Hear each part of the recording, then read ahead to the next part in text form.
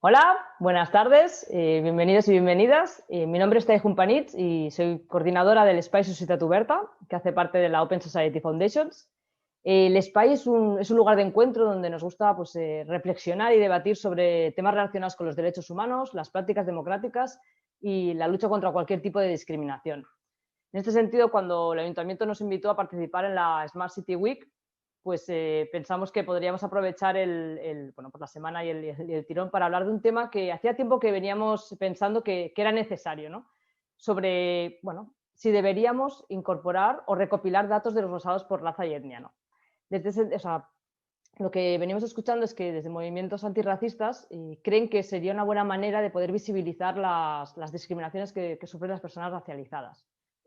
Pero tenemos que tener en cuenta que recopilar estos datos personales tan sensibles pueden traer ciertos riesgos. Entonces, bueno, poder debatir sobre los pros y los contras, sobre si se debería hacer o no, quién lo debería hacer, cuál es la situación en otros países. Bueno, pues para ello hoy hemos montado este diálogo entre tres personas que creemos que pueden aportarnos pues, sus reflexiones, sus opiniones en torno a este tema, ¿no?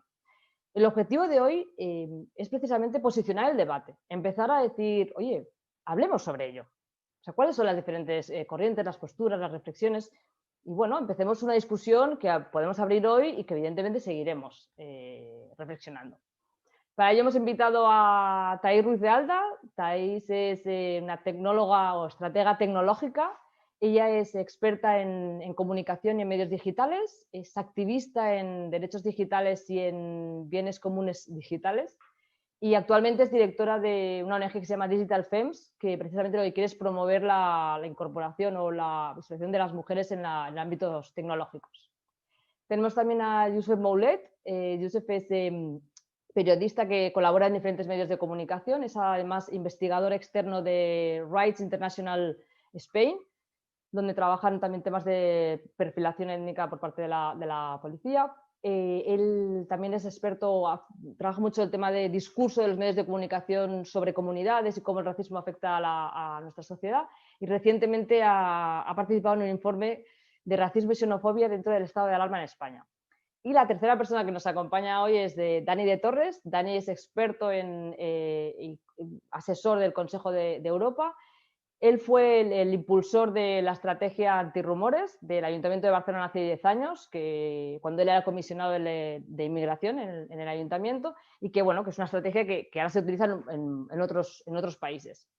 Él es además el director de la Red Española de Ciudades Interculturales y actualmente está asesorando al Ayuntamiento de Barcelona en el diseño del nuevo Plan Intercultural de la ciudad. Creo que estas tres personas con estos currículums y esta experiencia acumulada va a ser perfecta para empezar a debatir sobre ello. Para nosotras es muy importante intentar tener el máximo de interlocución con vosotras y con vosotros, por lo que hemos habilitado varios canales en los que podéis hacer llegar vuestras inquietudes, vuestras preguntas, reflexiones.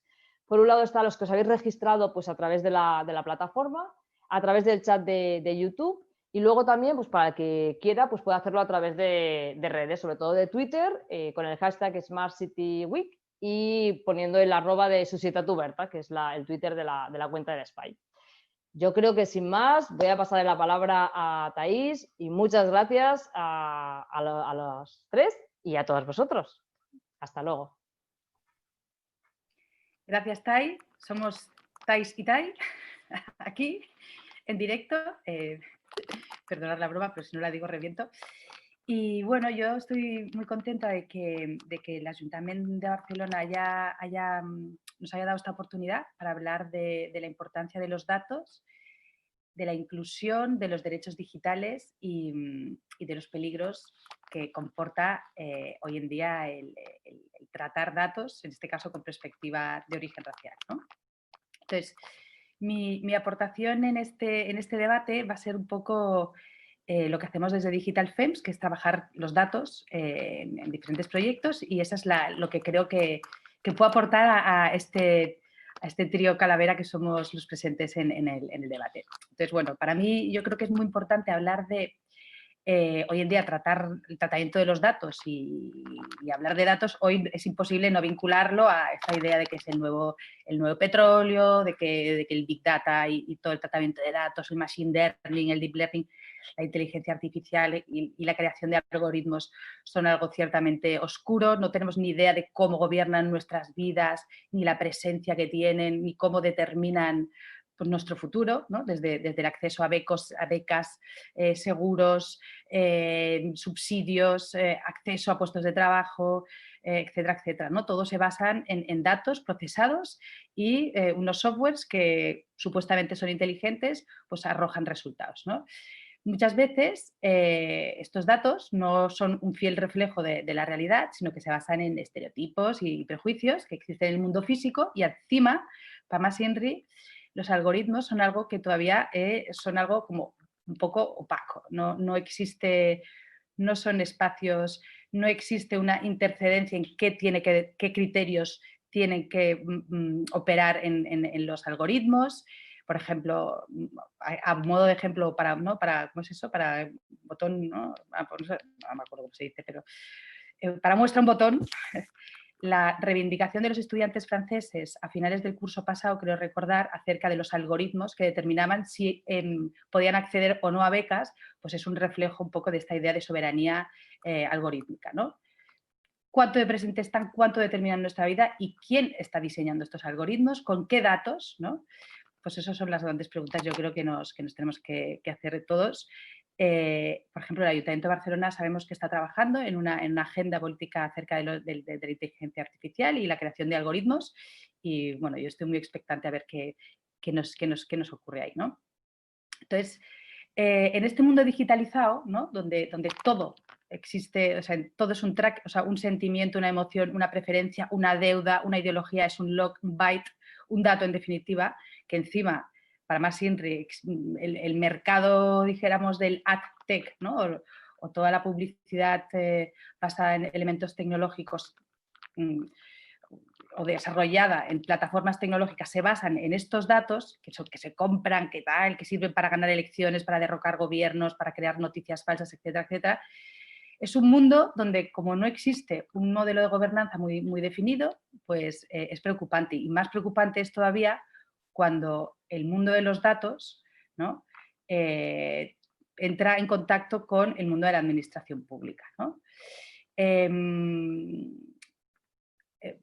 Esta es la gran pregunta que hoy quiero que nos formulamos aquí, ¿no? y que estamos para debatir diferentes visiones, ¿no? De cómo la captación y el tratamiento de datos, ¿no? con perspectiva racializada puede implicar o no un riesgo a la generación de políticas, en este caso de políticas públicas locales, ¿no?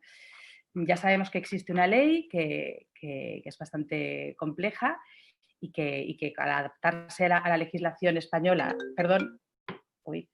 al adaptarse a la legislación española ha sido un poquito más restrictiva, que es el GDPR, ¿no? Que nos habla de qué datos son súper sensibles, ¿no? Y uno de ellos pues, es el origen racial, con lo cual existe ya a priori una cierta restricción de maneras de incluir esto en la generación de bases de datos. En principio a todos nos da mucho yuyu y yo creo que el debate de hoy nos va a servir para ver ejemplos de lo que hacen otras ciudades, de lo que hacen otros organismos, de lo que piensan activistas, etcétera, etcétera, acerca de cómo tratamos con datos problemas que existen en la realidad social y si estos datos nos van a ayudar a generar, la captación de estos datos, el tratamiento de estos datos nos van a ayudar a generar unas mejores políticas públicas, ¿no? ¿Qué queremos, qué datos desagregados por origen cultural nos hacen falta? ¿Qué queremos saber? ¿Qué medidas se han de tener en cuenta para una gestión de estos datos? ¿Y qué objetivos han de perseguir estos datos, ¿no? Yo, la verdad es que tengo muchas preguntas, no sé si tengo muchas respuestas y ahora ya le paso la palabra a mi compi, a Youssef. Uy, que me muteo. Y yo creo que él nos puede dar una visión muy interesante acerca de si es correcto o no hablar de razas y sobre todo este ejemplo, ¿no? esta experiencia que es muy interesante compartir acerca del proyecto piloto de Ciudad Lineal. Y aquí sigue la conversación y yo me callo. Bueno, muchas gracias, Thais. También quiero agradecer a, al Espai Obert por la invitación y también al Ayuntamiento por la inclusión de este debate, ¿no? dentro de esta semana, ¿no?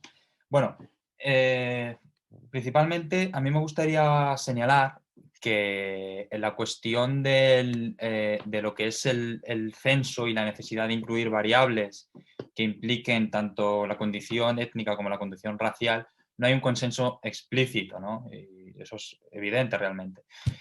Sin embargo, sí que atendemos a cada vez una mayor pronunciación por parte de diferentes organizaciones antirracistas y sobre todo de comunidades, de las comunidades racialmente diversas, ¿no? Dentro del Estado español, como bueno, por ejemplo la comunidad negra, africana o afrodescendiente o algunas organizaciones gitanas o también pronunciamientos a un nivel más particular, ¿no? Y también es importante señalar que no solamente se limita a estos espacios esta reivindicación o esta exigencia, sino que también a organismos nacionales o internacionales como el propio Consejo de Europa o las Naciones Unidas, que han recomendado en repetidas ocasiones a las autoridades españolas pues que se recojan, ¿no? Estos datos en particular para así bueno, pues señalar las desigualdades, ¿no? que pueda haber en la sociedad. ¿Por qué? Bueno, porque primero perdona, permite desechar la idea de que la sociedad española es una cosa homogénea, ¿no? Es decir, existe una diversidad y en este caso estamos hablando de una diversidad étnico-racial, ¿no? Y es importante que cuando estemos hablando de lo étnico-racial constantemente no estemos hablando de la raza como una idea biológica, ¿no? Porque realmente es un debate superado, ¿no? Sino que estamos hablando de la raza como una imposición social, política, que tiene una consecuencia material en las personas racializadas, en las personas inferiorizadas, ¿no? En esa jerarquía que establece el racismo, ¿no? Y es desde ahí desde donde analizando los datos podemos analizar las consecuencias que tiene el racismo en la sociedad, apoyándonos, como digo, en esos datos y esas estadísticas, ¿no? Porque al final lo que nos permiten los datos es recoger información acerca de la diversidad racial, es decir, cuantificar y reconocer la existencia de una diversidad dentro del Estado español, ¿no? Me estoy acordando de un texto que escribió Daris José Luis Recio para el blog de APDHA que decía: es absurdo denunciar el racismo cuando en España no hay negros, ¿no? O sea, realmente no podemos saber cuántas personas negras hay en el Estado español porque no hay un censo que así reconozca a esa población, ¿no? Y también porque esa recogida de datos nos permite observar determinados indicadores, ya pueden ser laborales, ya pueden ser educativos, ya pueden ser económicos, y nos permite, como he dicho antes, analizar las diferencias que hay en la sociedad respecto de estos censos. Al final, se resume en que los censos son necesarios. ¿Por qué? Porque si nosotros tenemos unos datos objetivos, podemos aplicar, diseñar y abordar esas desigualdades desde una política, ya sea a un nivel local, autonómico o a nivel estatal, y generar cambios pues que otras políticas existentes, generar cambios donde otras políticas existentes crean desigualdad y discriminación, ¿no? Y es verdad que dentro de lo que es el debate de la recogida de datos vinculada a la etnicidad y a la raza, hay diferentes aristas. De hecho, yo identificaría, seguramente que hay más, ¿no? Pero yo identificaría como tres puntos básicos, ¿no? O sea, tres debates básicos. El primero, que creo que es un debate ficticio, ¿no? Que es el de que se suele argumentar desde las instituciones, ¿no? Y luego pondré un ejemplo concreto, ¿no? Pero desde las instituciones muchas veces nos dicen, no, es que usar categorías raciales es racista. Cuando somos las propias personas racializadas o las propias personas que conforman esa diversidad racial dentro del Estado español, quienes pedimos que se haga esto, las instituciones nos devuelven el mensaje de que no, de que eso es racista. Sin embargo, yo creo que es un argumento tramposo porque lo que hace, primero, es invisibilizar la realidad que viven millones de personas y por otro lado, lo que hace es perpetuar el racismo, ¿no? Porque lo que hacen es una especie de lo que se conoce como una inversión de la carga de la prueba, ¿no? Constantemente, por ejemplo, con el caso del perfilamiento racial en la policía, nos dicen, a ver, cómo no, en España no hay identificaciones por perfil racial por parte de la policía, porque no hay datos que así lo recojan, claro, porque la administración, el Estado español, las instituciones no recogen esos datos y cuando pedimos que se haga nos dicen que es racista, ¿no? Entonces, cuando una persona sufre discriminación racial cuando es parado por un policía por su perfil, o cuando se pide políticas para atajar esas identificaciones con sesgo racista, se nos dice no, porque no, esto no sucede en la sociedad española porque no hay ningún dato que así lo demuestre, ¿no? Entonces es como un círculo vicioso del que no se sale, ¿no? No puedes demostrar que hay racismo, que sufres racismo, no puedes pedir que se revierta esa situación porque la institución no recoge datos que tendría que recoger y ofrecer de manera objetiva, y al no ofrecer datos no puede aplicar políticas que reviertan esas situaciones, ¿no? Y tú no puedes demostrarlo porque no tienes datos y vuelves una y otra vez, ¿no? Entonces, dentro de ese debate tramposo hay un punto en el que yo señalaría, primero, la falta de compromiso de algunas administraciones y, por otro lado, por una cuestión muy evidente. Si tú, hablando de este caso en concreto, fiscalizas la labor policial y permites evidenciar que hay un sesgo racial en las identificaciones, ¿no? Os estoy hablando de un caso muy concreto, como decía, entonces hay que aplicar medidas. Entonces, si no recoges datos, pues se queda todo como está, ¿no? Que es un poco, creo yo, que va por ahí las resistencias de que sea la propia institución la que te dice que usar categorías raciales que es racista o que divide, cuando lo que divide realmente es el racismo, ¿no? Luego hay otros debates que son más serios y que voy a pasar sobre ellos rápidamente, que son, primero, la cuestión de la ley de protección de datos, ¿no? Como bien ha señalado antes la compañera Thais, bueno, pues la ley no permite vincular etnia y raza con una identidad, con un nombre, una afiliación de una persona, ¿no? Y por otro lado, históricamente, esa recogida de datos se ha utilizado para oprimir y para una serie de políticas que han tenido consecuencias nefastas. Y eso lo sabe muy bien el pueblo gitano, tanto a nivel europeo como en el propio Estado español, que precisamente basándose en ese censo, el pueblo gitano ha sufrido intentos de genocidio, ¿no? Sin más. Entonces, sí que es verdad que conocemos esos peligros y están ahí, pero sobre todo me gustaría que de esta conversación se quedara la necesidad de abordar este tema, de ponerlo sobre la mesa, porque la existencia de una herramienta neutral y objetiva que aporte datos y en el que se limiten todos esos peligros de que llegara, sobre todo en el contexto en el que estamos, ¿no? Del auge de fascismos, de que llegara una determinada administración y utilizara esos datos, yo creo que lo que hay que entablar el discurso, el debate es cómo protegernos de esas situaciones, ¿no? Y muy rápidamente, ya para acabar, que el caso concreto, yo, por ejemplo, he formado parte de un protocolo que se puso en marcha en Ciudad Lineal, que es uno de los 21 distritos de la Comunidad de Madrid, con el anterior gobierno, no el actual. El anterior gobierno era una confluencia de izquierdas, el actual es una confluencia de derechas. Es importante ese matiz, ¿no? Pero al final se trataba de una herramienta, era un formulario de inscripción policial que se llamaba, que se basaba en los PIPE. Los PIPE son protocolos de identificación policiales eficaces que se han desarrollado por plataformas policiales junto con otras organizaciones para, pues para analizar cómo se están haciendo las prácticas policiales en el Estado español, ¿no? ¿Y qué permiten? Bueno, pues cuando un agente de policía, rápidamente, para explicar, un agente de policía identifica a una persona, recoge sus datos, pero a su vez recoge una serie de categorías geográficas o étnico-raciales para permitir analizar qué grupos sociales son los más afectados y también, sobre todo, conocer cuál es el resultado de esas identificaciones, si se están destinando bien los recursos policiales, si hay un control de una población.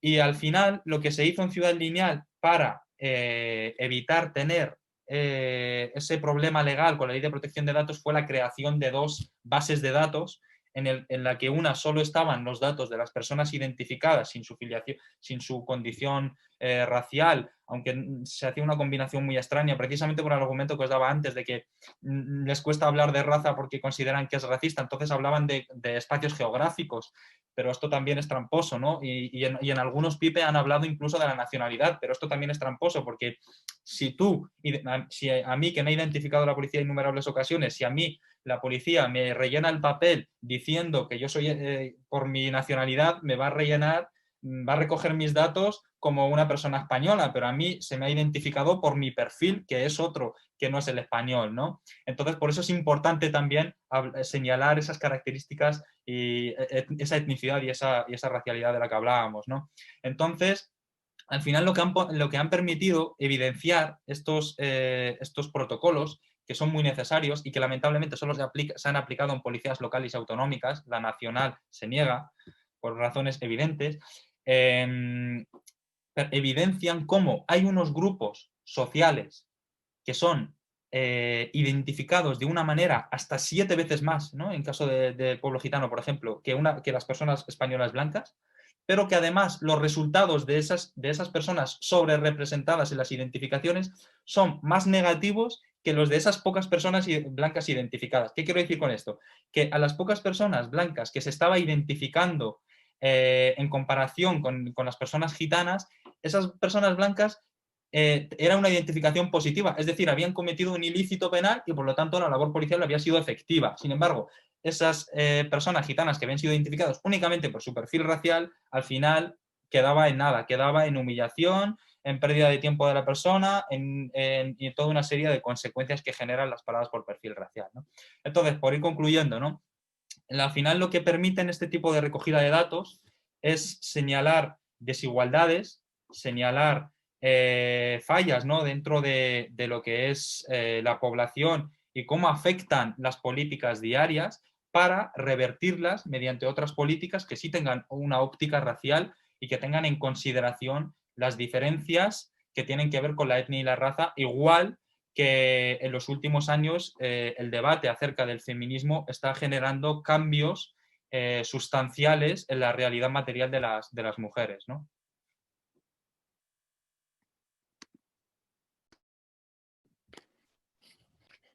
Muy bien.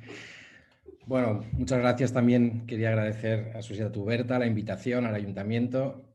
Bueno, después de estas 2 intervenciones previas, la verdad es que entre Thais y Josep ya han abordado muchas de las cuestiones que se plantean. Yo quería, bueno, recogiendo un poco alguna de las cosas que ha dicho ahora Josep, poner hincapié en una cosa que me parece fundamental, ¿no? Que es el tema que depende muchísimo todo esto de la voluntad y del compromiso que exista, ¿no? Que no hay información suficiente es una obviedad, digamos. Luego podemos entrar en debates sobre de qué manera, cómo, etcétera, ¿no? Pero que además España es de los países que menos información tiene para analizar una situación como los temas de discriminación es una realidad. Y esto lo comprobamos en el día a día. Yo ahora hablo ya no tanto como mi experiencia como experto del Consejo de Europa, sino sobre todo como mi trabajo durante un tiempo en el Ayuntamiento de Barcelona y ahora trabajando con muchas ciudades. En el día a día es muy difícil saber si realmente se está generando, se está avanzando hacia una mayor igualdad de derechos real o no. Si hay más o menos discriminación, si hay más o menos racismo. No lo sabemos. Con lo cual eso también es una cuestión que a veces fomenta tanto, tan fácil es decir que hay muchísimo racismo como que no hay ninguno, porque da igual. Entonces aquí hay toda una serie como de posiciones en las que podemos seguir hablando el tiempo que haga falta, ¿no? Entonces yo creo que desde un punto de vista casi de responsabilidad pública, es obvio que cuando hablas con las instituciones y con la administración y sobre todo en el ámbito local, que es donde estás más cerca de la realidad y desde la proximidad, hay una preocupación si existe el compromiso político de mejorar y avanzar hacia los temas de discriminación, de que hay una falta brutal de información, ¿no? Como decía Josep, históricamente en Europa también es verdad que nos encontramos con casos, con tradiciones muy distintas a la hora de abordar este tema. Una cosa es el Reino Unido, es el mundo anglosajón, una cosa también es la influencia de Estados Unidos, que por determinadas decisiones y situaciones históricas de avance se decidió apostar muchísimo por la recopilación de estos datos. Por otras razones históricas, países como Francia o Alemania, como decía Josep, tenían también mucho más cercana la experiencia del uso de estos datos con fines absolutamente negativos, ¿no? En Francia los argumentos de no recoger datos, tanto incluso desde movimientos antirracistas que se defienden, aunque últimamente ya se ha abierto una nueva vía de mucha gente que antes defendía la postura de no recoger datos y ahora ya se están empezando a abrir ante la obviedad.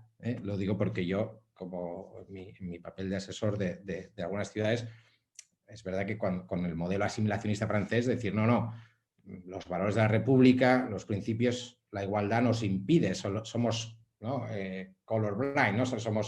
No queremos saber nada del origen de la gente porque solo el hecho de preguntarlo ya estás etiquetando, ya estás ubicando y ya estás de alguna manera estigmatizando a la persona, que a lo mejor esta persona simplemente se quiere sentir francés con igualdad y tú le estás reforzando la idea de que es distinto, porque le estás preguntando algo y además hay que encasillarlo en una casilla que a lo mejor él no encuentra ninguna, ¿no? Bueno, pues este ejercicio se considera desde esta visión que lo que hace es reforzar la identidad racial, como decía Josep, y que esto al final puede ser peor, pero claro, no se puede comparar con nada, porque si no tienes datos no sabes la discriminación que hay, con lo cual estás hablando de un caso hipotético. Sí sabemos que hay países que recogen datos y a algunos les va mejor y a otros no. El hecho de tener datos no significa que avances hacia menos discriminación, tampoco, porque al final depende de qué hagas, qué haces con eso.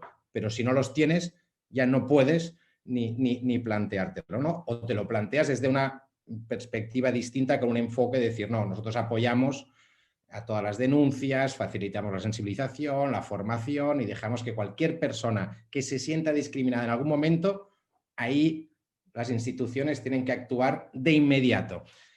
Pero claro, esto no nos dice nada de muchas de las realidades que se dan en el día a día, ¿no? Y antes comentábamos, están los casos más flagrantes de discriminación, el acceso a la vivienda. Quiero poner un ejemplo, por ejemplo, en la ciudad de Barcelona, las ciudades que realmente tienen un compromiso político para avanzar hacia estas cuestiones, pues pueden poner recursos y servicios como la OND, la Oficina para la No Discriminación, y puedes dedicar ciertos recursos a intentar analizar mejor cuál es la situación de discriminación en tu ciudad, ¿no? Y ahí, pues, de manera cualitativa, financiando estudios, puedes conseguir a lo mejor identificar que, oye, mira, si te llamas así y tienes esta fisonomía o este origen, etcétera, el acceso a la vivienda resulta que lo tienes mucho más complicadito. Y tienes unos datos que te sirven al menos para apoyar, ¿no? esta idea de que la realidad es así, ¿no? Pero también hay otros datos que serían muy importantes y cuando intentamos hacer el diseño de planes interculturales, hay un tema que ya no es solo la discriminación directa, obvia, que es la fundamental y la más importante, sino que además no tienes ni idea, por ejemplo, de cuál es el uso de muchos servicios públicos de la ciudad, ¿no? De muchos recursos. La gente dice, bueno, es que a mí, yo qué sé, la comunidad, la gente de origen de Bangladesh que está aquí, utiliza los servicios públicos de deporte. Bueno, ¿para qué lo quieres saber? Bueno, pues simplemente para saber si la ciudad, todos aquellos recursos públicos que están tienen que garantizar el acceso en igualdad de todo el mundo, saber si se están utilizando o no, porque quizá no es un problema de que la gente no le interese, sino de que tú no has adaptado a la realidad diversa de la ciudad tus servicios y tus equipamientos. Esto ya es hilar más fino, pero es que no tienes datos. Y los datos que se tienen, ¿cuáles son? Vinculados a nacionalidad o ¿qué se hacen en las ciudades? Intentar ajustar, afinar, para intentar subsanar este vacío con la idea de decir, bueno, pues como la nacionalidad ya no nos dice prácticamente muchas cosas, vamos a ver si podemos optar para saber el lugar de origen de los padres, para las mal denominadas segundas generaciones, al menos incorporarlas en este análisis, sin que el tema étnico-racial, digamos, aquí hay muchas otras variables que aquí no entran, ¿no? Pero es desde las ciudades que están comprometidas en ello que ven en su día a día la necesidad de información para realmente avanzar hacia aquí. Y es a nivel estatal y europeo que hay que hacer un esfuerzo importante, sobre todo para consensuar, para trabajar desde distintos actores, para armonizar. No puede ser que en Europa cada país haga una cosa distinta. Esto desincentiva a los países como España, que no han tenido mucho incentivo histórico para dar un paso en este sentido. Entre otras cosas porque se argumentaba que no había una demanda muy importante sobre ello, ¿no? Bueno, esta demanda ha ido aumentando, pero vamos a ver ahora, y yo creo que en el debate, en el diálogo, podemos ir también afinando cómo podemos pasar a la práctica, porque al final los discursos está bien, pero hay que bajar a lo concreto y llegar a consensos entre actores muy distintos para remar juntos y ponerse ante la complejidad de la realidad, ¿no? Lo dejo aquí. Abro micro yo. A mí vengo a apuntar cosas, no sé si me va a dar tiempo a... Creo que lo que acabas de decir, Dani, es, bueno, todo este es el marco que nos envuelve, ¿no? ¿Qué agenda política nos marcamos, ¿no? ¿Cómo organizamos, cómo hacemos de todo este planteamiento algo que pueda generar impacto ya en la sociedad? ¿Qué programas piloto nos podemos inventar en las Smart Cities también, ¿no? Que también el hecho de que estemos hablando de esto en un entorno como digitalizado a mí me parece como bastante también interesante, ¿no? A mí me parece que una cosa que deberíamos de pensarnos muy bien es este tema de las taxonomías, de las categorías, ¿no? No sé si nos sirve para... O sea, ¿cuáles deberían de ser las prioridades? Si tuviéramos que definir una prioridad de política pública, o 3, ¿por dónde empezaríamos? ¿Qué es lo más importante que nos va a aportar el tener una base de datos desagregada por origen racial, ¿no? Esto sería para mí la primera pregunta. Yo creo que, obviamente, en el contexto COVID está claro que todo lo que tiene que ver con sobrevivir al COVID sería una cosa, todo lo que tiene que ver con trabajo, con asistencia, con seguros, con servicios mínimos de supervivencia, etcétera, etcétera, debería de ser prioridad, porque si no, ¿cómo vamos a saber qué está pasando? Hoy con la urgencia que tenemos y la emergencia que tenemos, ¿no? Esto me parece súper importante. Lo mismo digo con los datos de salud, que también la ley nos está diciendo muy claramente que no, que esto es un tema, datos súper sensibles, pero bueno, a ver, a mí me gustaría tener los datos desagregados ya por género, por tal, por PIN, y esto ya se convierte en una cosa muy complicada hoy en día, ¿no? Pero esto sería muy interesante. Y luego, también para otras políticas públicas de impacto social, que lo hemos hablado también antes de estar en directo, por así decirlo, el tema de la anonimización, ¿no? El problema que tenemos hoy en día es que identificas a una persona, ¿no? Con cara, nombres y apellidos, por así decirlo, ¿no? O sea, datos personales con otros datos, ¿no? Como en este caso el origen racial. Si somos capaces de desagregar esta columna de datos con esta, anonimizamos un poco esa identidad personal, también podemos conseguir resultados e impacto, ¿no? Y las tecnologías nos deberían de ayudar para ello, ¿no? Poníamos hoy el caso de que en un proceso de participación democrática digital a través de la plataforma de SIDIM, los gestores de la plataforma pueden hacer preguntas a los ciudadanos que quieren participar en debates sin tener que estas personas estar expuestas públicamente a la audiencia de esa plataforma y, sin embargo, haber estado validados o autentificados, ¿no? A través con el padrón municipal. Hay pues un sistema como del TOL que no me hagáis explicaros cómo funciona, pero a través de una tecnología que autentifica que esa persona vive en esa ciudad, en Barcelona en este caso, y por lo tanto tiene derecho a decidir y derecho a opinar acerca de si esta política pública es adecuada o qué falta, etcétera, etcétera, ¿no? Y esa sería una posible una posible vía para empezar pilotos, para defender la necesidad de tener estos datos. Yo soy muy también y con esto ya me callo, y yo creo que está claro que, lo has dicho tú antes, Josep, o sea, la cuarta ola del feminismo ha salido a las calles porque ha reivindicado. O sea, entonces, si no hubiera reivindicado, no habría habido cuarta ola del feminismo, ni se estarían consiguiendo visibilizar todos los problemas de género que hay hoy en día, ¿no? Pues en este caso aplica al 100% lo mismo. O sea, si no hay activismo, si la sociedad civil nos reclama, si no presionamos, si no trabajamos conjuntamente con la administración pública, y en este caso yo también estoy de acuerdo con Dani, que es más fácil con la local trabajar mano a mano, pues no podremos nunca tener datos tan sensibles o con un potencial tan peligroso, ¿no? Como el uso que se puede hacer de esto. Y sobre todo, si trabajamos en un piloto para tener datos, para recolectar datos, para trabajar el data modeling, lo que como hacen los ingleses, ¿no? O sea, tienes todo el circuito, no solo de captar, sino de protección, ¿no? Que antes lo habéis mencionado también. O sea, no podemos tener un sistema donde se puedan identificar determinados aspectos sensibles, ¿no? Sin tener mecanismos de seguridad de que no se va a hacer un mal uso de eso, ¿no? Que es como el temazo en el fondo, ¿no? No sé qué pensáis. Yo creo que al final las cuestiones fundamentales como que ya las hemos nombrado todas, ¿no? Y las habéis terminado de nombrar vosotros.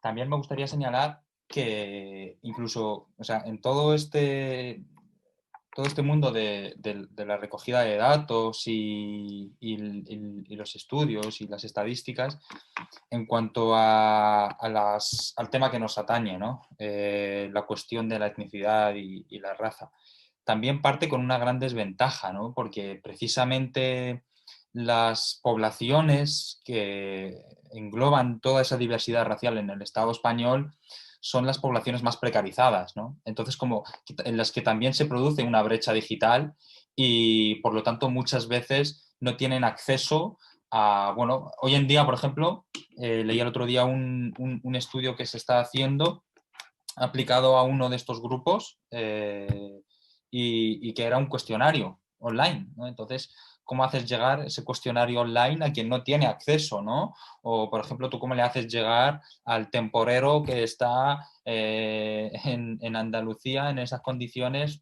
este cuestionario que va sobre su realidad, ¿no? Entonces, yo creo que teniendo en cuenta todas estas aristas, ¿no? No deja de ser relevante que se recojan este tipo de datos, primero porque nos permite entender cómo están viviendo determinados grupos sociales en consecuencia de políticas que son las que generan esas realidades, ¿no? Y estaba pensando en la cuestión de los temporeros y de las condiciones que las administraciones conocen y bueno, pues no aplican políticas para revertir la situación, ¿no? Otra de las cuestiones que habéis dicho es la de la voluntad. Yo señalaba que en el proyecto piloto de Ciudad Lineal, la voluntad fue lo que lo impulsó a través de las organizaciones que, bueno, pues que estuvieron en contacto con la administración que había en ese momento y que cuando se cambió el color político de turno, pues, bueno, pues como que eran pro policías, ¿no? Pues decidieron acabar con esta herramienta que es muy útil, que tenía que evolucionar, que mejorar y tal, pero que la quitaron de plano porque la necesidad que tenía el gobierno actual era de colocar el debate de que la recogida de datos en este sentido era una confrontación con la labor policial, cuando es una plataforma que surge del propio cuerpo policial, que lo que busca es ver cómo se están focalizando los recursos de la propia policía y cómo se están destinando hacia prácticas para las que en principio no deberían de aplicarse esos recursos que al final son nuestros impuestos, ¿no? Entonces, hay una importancia, ¿no? A la hora de valorar cuál es la administración a la que se le puede proponer qué tipo de proyecto o de herramienta, porque muchas veces incluso no tiene que ver con el color político, ¿no? O sea, hay ciudades, ayuntamientos que han puesto en marcha este tipo de herramientas que son conservadores y hay ciudades y localidades, municipios que los han puesto que no lo quieren poner en marcha y son gobiernos de izquierdas, ¿no? Entonces, muchas veces no tiene mucho que ver, ¿no? Sino que es una cuestión de medir, de que ellos midan sus fuerzas y vean de sus prioridades, lamentablemente muchas veces de forma partidista, ¿no? Y precisamente en este protocolo hubo una fuerte presión por parte de los cuerpos policiales, un sindicato en concreto, o varios, no recuerdo, que denunciaron la herramienta utilizando la legalidad, ¿no? Es decir, lo que hizo este sindicato policial fue denunciar el protocolo al ayuntamiento porque consideraban que se estaba vulnerando la ley de protección de datos, ¿no? Cuando sabían que no era así porque había dos bases de datos y la que tenía los datos que de alguna forma comprometía la identidad de esas personas estaban anonimizados, ¿no? Pero bueno, era una forma de torpedear y era una forma de retorcer la legalidad para evitar que se vean esas injusticias y esas desigualdades, ¿no? Y sin más, yo creo que la forma más adecuada de conocer cuál es la política que se pueda implementar pasa fundamentalmente por conocer las realidades de esas poblaciones, ¿no? O sea, hace poco sacábamos un informe sobre cuál es la situación en el estado de alarma en cuanto al racismo y la xenofobia, ¿no? Y veíamos cómo las personas negras, las personas gitanas, las personas, si se me permite, moras musulmanas, ¿no? Las personas latinoamericanas estaban sufriendo unas consecuencias nefastas debido a decisiones que se estaban tomando que las dejaban fuera, ¿no? Desde que se necesita un salvoconducto para ir a trabajar cuando tú no tienes un salvoconducto porque no tienes una situación regular, desde que personas con trastorno mental que acudían a farmacias, personas con un perfil racial no blanco, acudían a farmacias y eran identificadas por su perfil y acababan en la mala gestión policial, acababa esa persona en comisaría porque tenía problemas de salud mental y la policía no sabía gestionar aquello, hasta cómo se dejaba fuera, por ejemplo, en las cuestiones de trata, de explotación sexual a todas esas poblaciones o de trabajos del hogar o de cuidados, ¿no? Entonces, como no hay una recogida de datos sobre la situación de esas personas, las políticas que se aplicaban eran para una mayoría que excluye a esos grupos sociales, ¿no? Entonces, que a fin de cuentas lo que vienen a hacer es perpetuar esas realidades e invisibilizarlas, como decía antes, ¿no? Entonces, fundamentalmente, la recogida de datos debe servir para poner sobre la mesa todas esas situaciones que desde las propias instituciones niegan, pero que están ahí y que son demandadas desde las propias organizaciones o desde las propias personas para que existan políticas efectivas y que no solamente eso, sino como hablaba antes Dani, ¿no? Desde organismos europeos, organismos internacionales, ¿no? Se me ha ido el hilo, perdón. Pero bueno, fundamentalmente eso, ¿no? Que al final es como el pez que se muerde la cola, ¿no? Se utiliza como argumento una cuestión que lo que hace es perpetuar realidades, pero tenemos que mirar hacia otro foco, ¿no? Hacia otra apertura del debate que nos permita abordar esta cuestión. Me pongo aquí, hago un puente antes de Dani para recordar que el evento va a durar 15 minutos más y que cuando acabe la intervención de Dani ahora, que es el cierre un poco del debate, abrimos a las preguntas que tengáis, que ya sabéis que tenéis tres maneras, que es lo que ha dicho Tai al principio, tres maneras de poder hacernos preguntas y debatir entre todos. Una a través de la plataforma del Ayuntamiento de la Smart City, si estáis registrados, la otra a través de YouTube y la otra, si no, por Twitter, utilizando el hashtag de Smart City Week y haciendo una mención directa a Espai Societat Oberta. Dani, perdona, sigue. Así que, ¿qué fem? ¿Cuál es nuestra agenda? No, yo os iba a proponer que si queréis podemos seguir el debate en función de las preguntas del público, de la gente que está participando, ya que está aquí, queda un cuarto de hora. Podríamos estar hablando aquí mucho rato, pero yo seguro que tienen cosas de preguntar que nos generan a nosotros también reacciones y podemos apuntar ideas y cuestiones, ¿no? Vale, mira, hay una pregunta que es interesante porque la hemos hablado en momentos pasados, ¿no? Que es una que hace Juanito Meteorito, que dice que es extraño. Dice, a ver, es extraño el caso de Suecia, ¿no?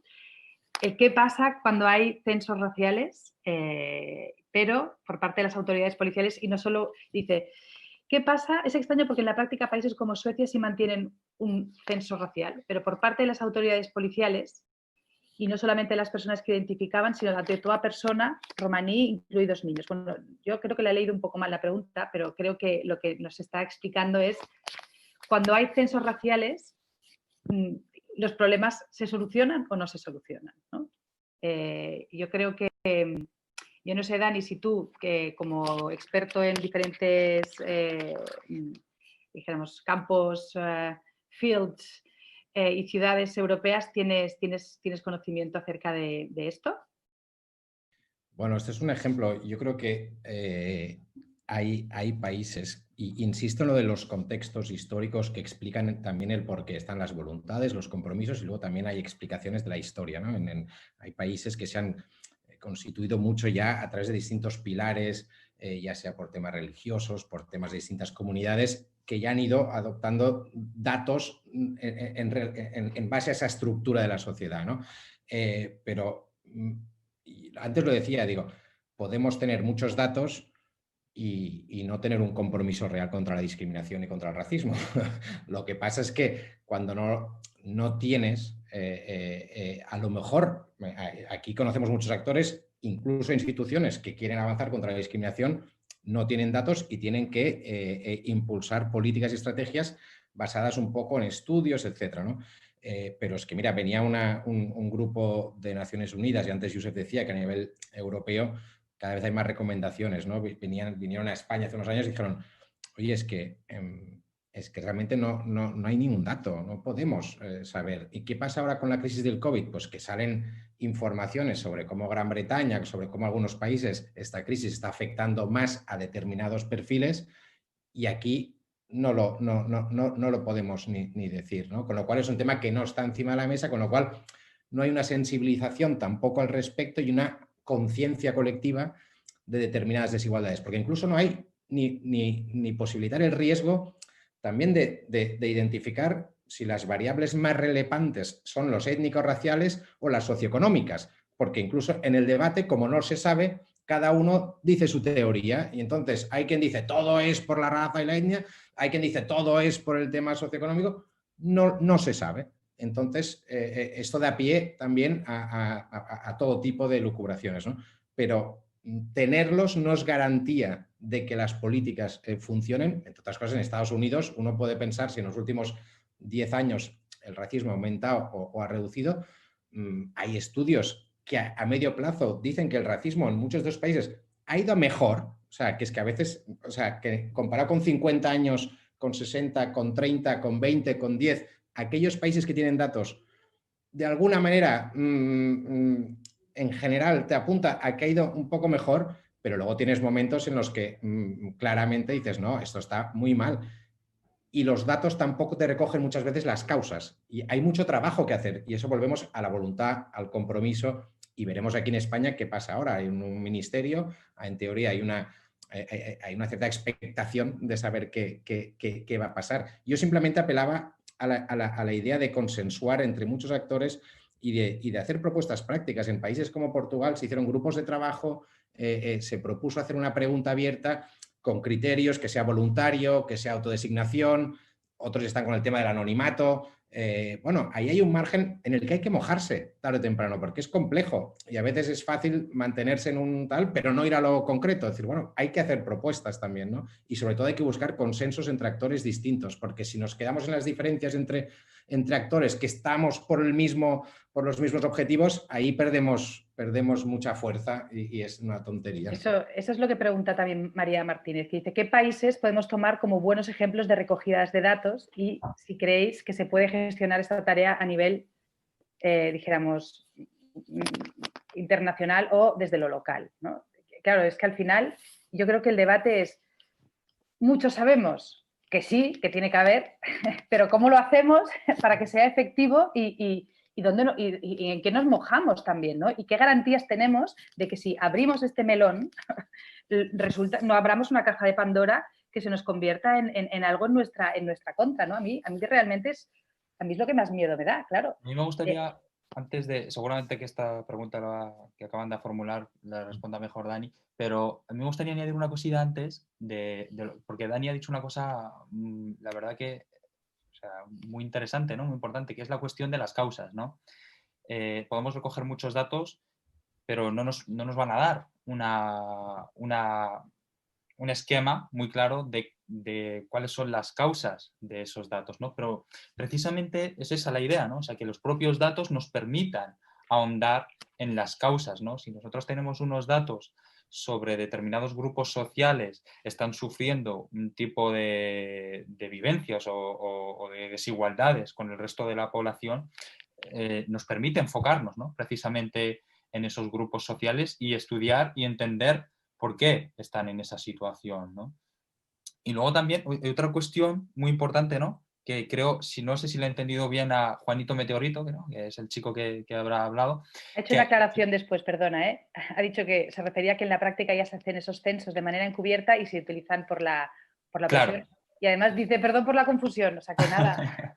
Entiendo que se estaba refiriendo a la mala utilización o a la existencia de censos que no son públicos, ¿no? Y esa es una de las cuestiones que yo creo que es fundamental que tenemos que pedir, ¿no? Que si estas herramientas existen o si estas herramientas se van a hacer, que tiene que haber un control desde la sociedad civil, ¿no? Que eso es un poco también, que no lo he dicho antes, de otra cosa que se pretendía desde el protocolo este que se puso en marcha y que de hecho se pone... se tiene muy en cuenta en los PIPEs que a día de hoy existen en diferentes puntos del Estado español, que esos datos no se queden en la administración, sino que se compartan con la sociedad civil y que la sociedad civil lo que hace es debatirlos, pues, ponerlos en cuestión e incluso interpelar a las administraciones preguntándole por qué está pasando esto y por qué no se revierte, ¿no? Entonces, yo creo que una cosa fundamental es la transparencia y el hacerlo público de esta recogida de datos, porque si no, no va a servir realmente para lo que estamos aquí hablando hoy, ¿no?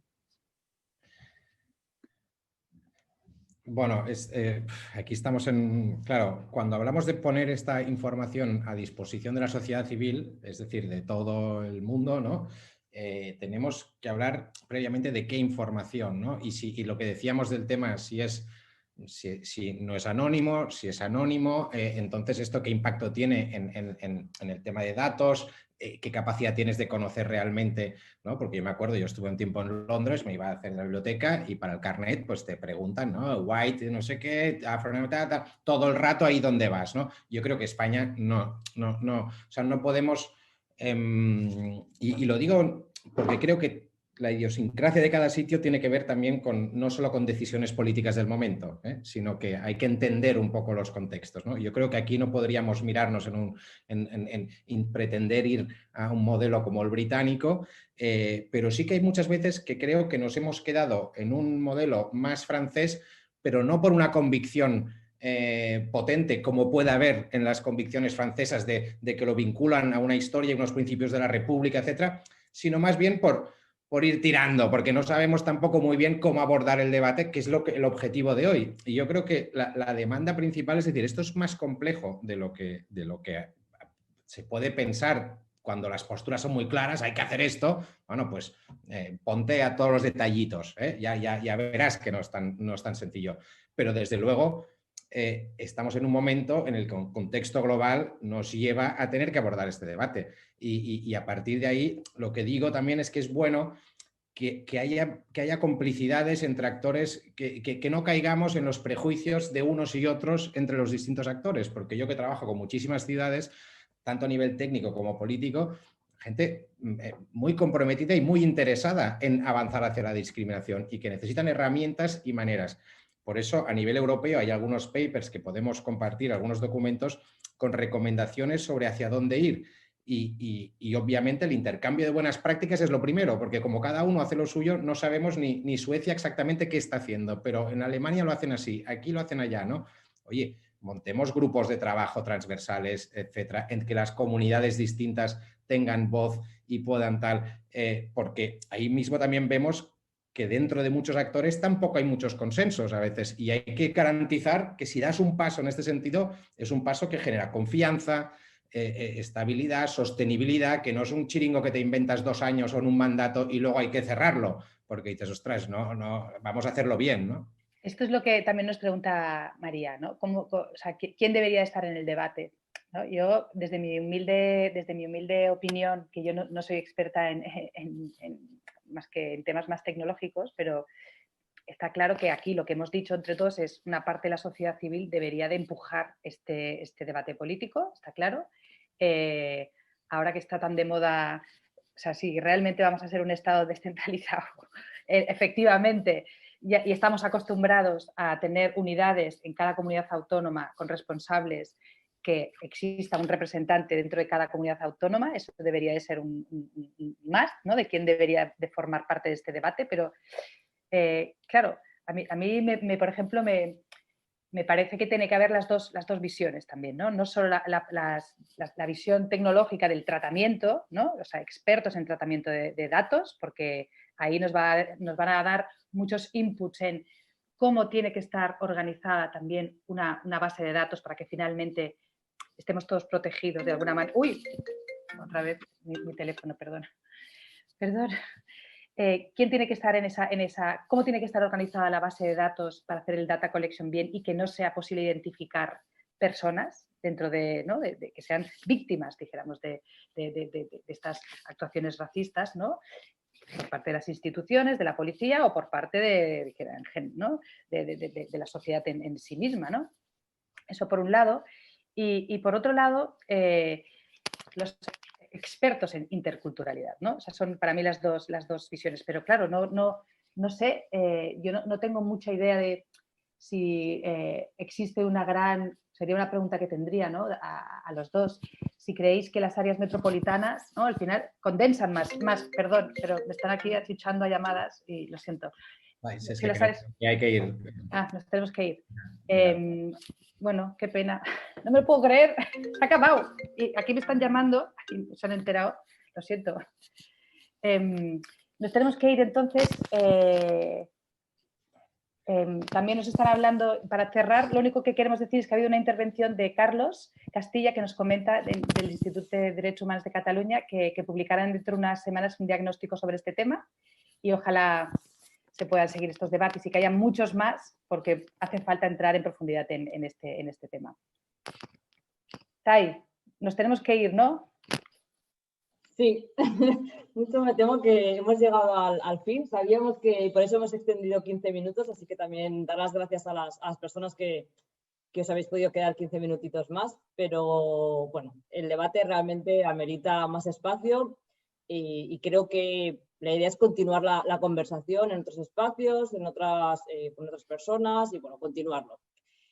Gracias a Thais, a Josep y a Dani pues, por compartir vuestras reflexiones. Gracias a todas las personas que están viendo. Y antes de finalizar, solo recordaros y os invitamos a que mañana tenemos otro evento a las 7, que se llama Ampliando las miradas de la inclusión digital, que lo que pretendemos precisamente es también seguir ampliando esa mirada y decir, bueno, ¿cómo entendemos la inclusión digital para una persona migrante, para una persona sin hogar, para una persona con diversidad funcional, etcétera, ¿no? O sea, intentar abrir también ese abanico de diferentes inclusiones.